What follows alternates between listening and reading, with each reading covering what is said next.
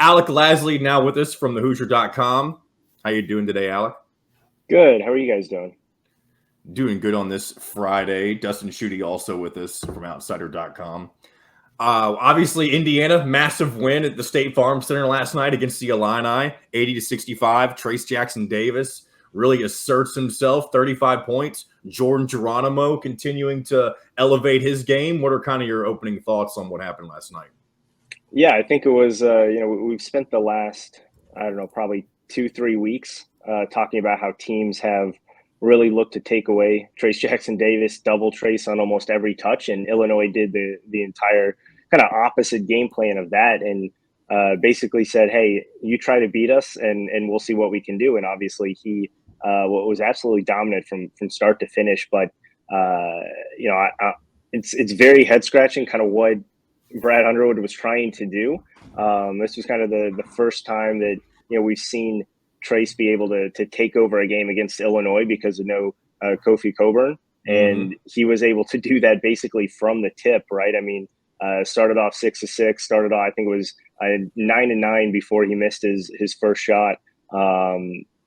Just a completely dominant performance, and really no change of game plan when you thought maybe coming out of the half they would kind of change a few things. Maybe when they went on one of those 9-0 runs kind of midway through the second half to cut it to 11 or 12, that maybe they would change a few things up to take him out of the game, and they really didn't. But so that was obviously the main takeaway that I had. But obviously the help that he got, right? He would not have been able to put together this performance if he did not get the help from Jordan Geronimo, Jalen Hood-Schifino, and Trey Galloway. Obviously, some other guys did a few other things, but the help that he got in the first half from Jordan Geronimo and Jalen Hood-Schifino really allowed him to take over that game in the second half.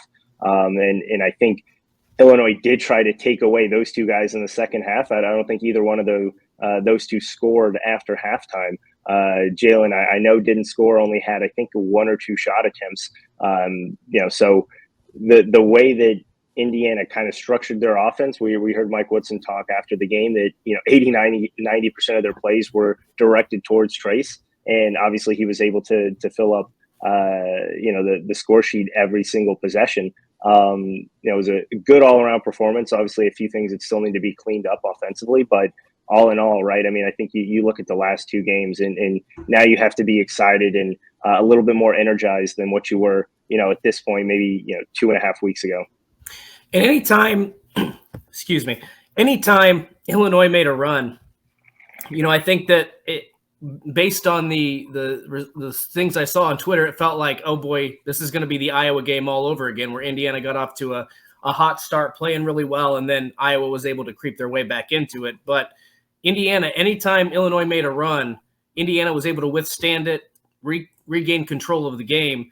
And I think that at times that's something we haven't seen from this team. So to be able to withstand a run, a couple runs throughout the course of this game, and like I said, I'm interested to get your thoughts, because I thought last night that was the best win Indiana has this season when you consider the circumstances. Xavier was obviously a good road win, but they had everybody. It was early in the season. North Carolina was struggling. That game was at home in Assembly Hall. You're without Xavier Johnson. You're without Race Thompson. You play one of the hottest teams in the Big Ten, who had just won 4 straight against some really good teams. I mean, do you think that was one of the best wins Indiana's had this season? Yeah, I mean, absolutely, especially since it was on the road. I don't know if I would go to say it was the best win that they had, but I think it was the most significant win that they had up to this point, right? You're coming off of a really good win, even though it was against a little bit of a shorthanded Wisconsin. Indiana's shorthanded as well, so you kind of take away some of your best players in that one, and they had a total beatdown of Wisconsin at home. And these are the types of games that Indiana has really struggled with over the last few years to build momentum, right? This is a team that has top 2, top 3 talent on the roster in the Big Ten, and a top 25 team for most of the season up until about a month ago, where they went in and played some really nationally talented teams and came out with wins. So I think you look at the way that they did it, right? They led for over 38 minutes. They led by double digits for probably about 38 minutes.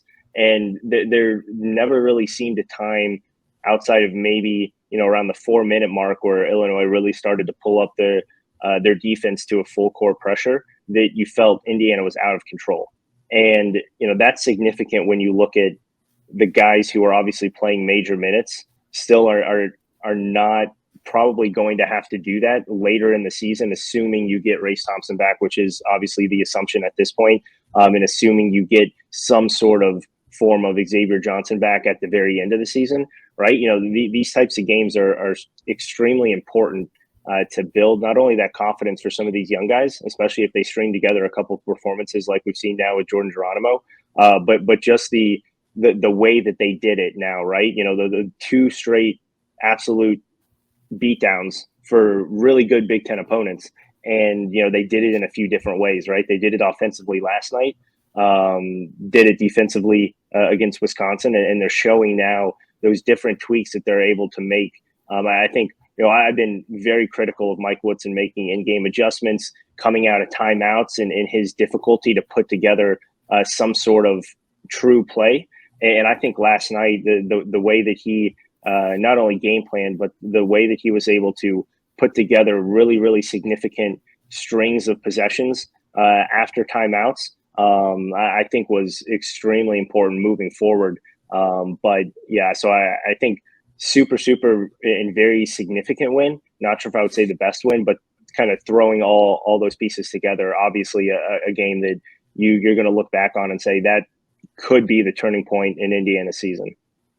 Earlier, Alec, we were talking about how Trey Galloway just seemed to look a little more comfortable last night. How important is it for him to continue to embrace the new role that he's kind of been given in order for Indiana to keep moving forward? Yeah, absolutely. I mean, he's a second ball handler on this roster, right? I mean, you look at, again, kind of going back to what Illinois was able to do against Indiana when Jalen Hood-Schifino went out for those few minutes with the 4 fouls, right? You need Trey Galloway to be in attack mode. You're going to have to live with some of those out of control drives that he gives you, but the moxie, the confidence, the ability to really dig deep and make plays when Indiana really needs is significant, right? After Illinois cut that lead to 12 last night and had basically all the momentum on their side with about 7 minutes left, back-to-back buckets by Trey Galloway. He just shows up in big moments, right? We've always seen that in his career when he's been out on the floor, but he does need to do that consistently, and you do not get that consistently from him. So if he's able to step up, right, you don't need 11, 12, 13 points from him every single night. But if he can knock down an outside jumper every game, if he can continue to be one of the better defenders on the perimeter for this Indiana team and be that true secondary ball handler that Indiana truly needs out on the floor, that's going to raise Indiana's ceiling a little bit. But at the end of the day, he needs to stay out of foul trouble because he's really struggled to do that because he is so aggressive. That's one key that he really needs to focus on, especially if Indiana wants to continue this winning streak going into the next few games. I think what was really impressive too about the win, not just the way Indiana controlled the game, but if you look at the stat sheet, you watched portions of this game, Indiana almost doubled Illinois' turnover total.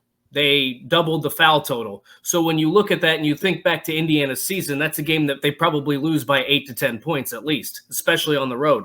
But the fact that to me, that just speaks to how good their defensive pressure was last night. I mean, there was a play in that game where I think it was in the second half when Illinois was trying to make a run. I think Jalen Hood-Schifino turned it over. Illinois looked like they had an easy fast break. He got back on defense and just forced a foul. Like, it was just stuff like little things like that throughout the course of the game make a huge difference. And I think earlier in this season, whether it was a chemistry issue, whether it was an effort issue, I don't know. But some of those little things that you're starting to see more on the defensive end, to me, is what makes the difference between this team being 1-4 and potentially ripping off 4 straight wins in the Big Ten. When you talk about beating when they got the win over Wisconsin, the win over Illinois, you got Michigan State and Minnesota. You should be able to win at least 3 of those 4. But if they continue to do those little things, I don't know that they're the Big Ten champion at the end of the season, but they'll be able to beat anybody in the Big Ten. Yeah, and we talked about when Xavier went down, right? What what that would do for Jalen Hood-Schifino and the growth that he would have. I think that showed up a lot quicker than what people were expecting. Obviously, it didn't always translate into wins and losses, but I think you saw his confidence growing, not only his confidence, but the team's confidence in him growing. So that's significant, right? Obviously now extended minutes for Jordan Geronimo, Malik Renault in the past 2 games, and still limited spurts is starting to kind of turn the corner in terms of his physical play, in terms of his motor. And that's significant moving forward. We just talked about Trey Galloway and what his role now means for this Indiana team.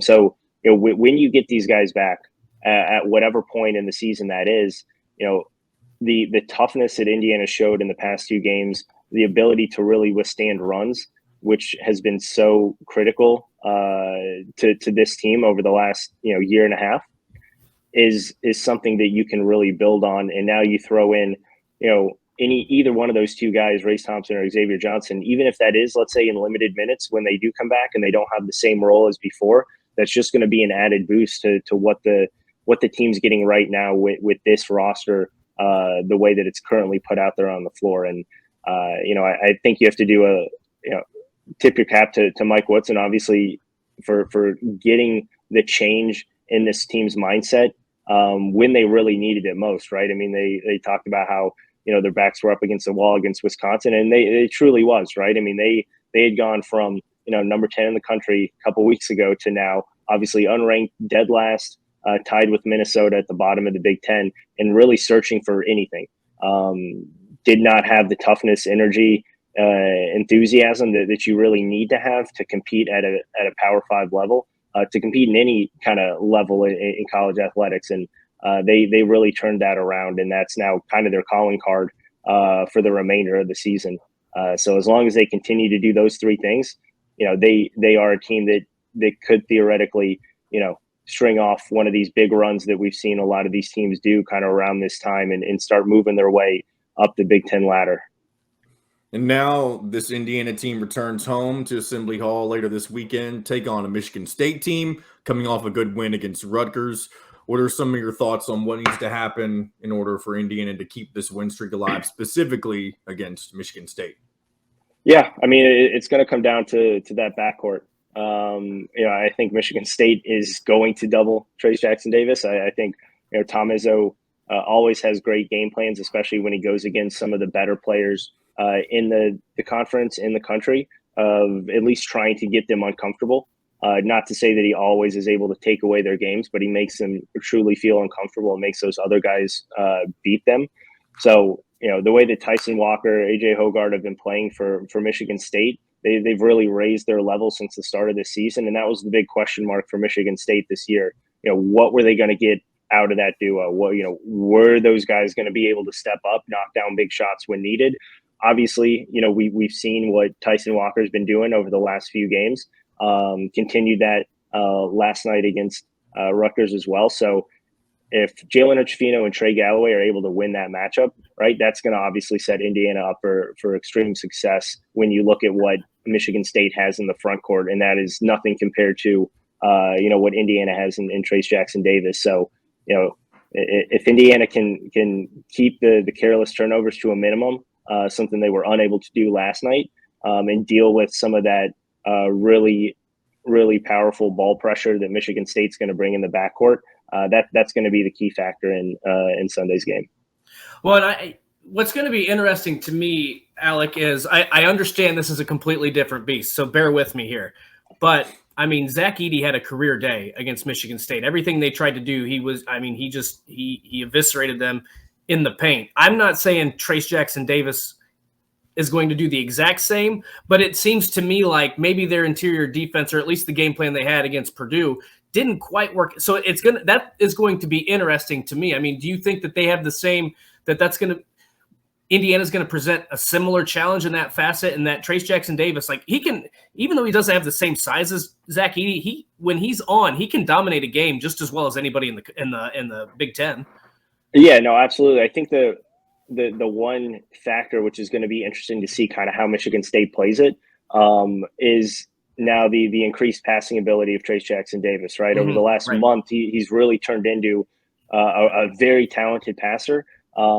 especially with his patience, right? It's different with Zach Edey because regardless of if you bring a double team, right, he can still turn over either shoulder and finish or draw fouls.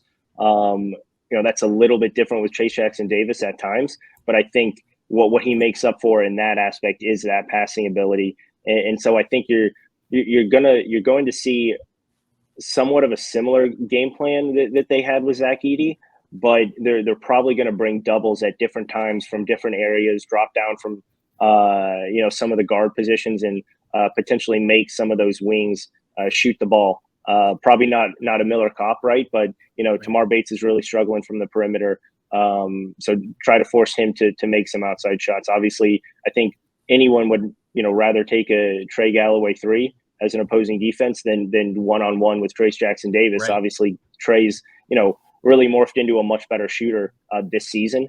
Obviously not a high volume shooter, but is able to at least knock it down occasionally and keep the defense honest there. So that's going to be significant in just that overall perimeter play, because I do think they're going to drop down from the top of the perimeter and make those shooters make some shots, which I don't think they necessarily did with Purdue, with Lawyer and obviously Braden Smith, and their ability to shoot the ball probably at a little bit of a higher rate than some of these wings for Indiana. So I think that's going to be the subtle tweak there.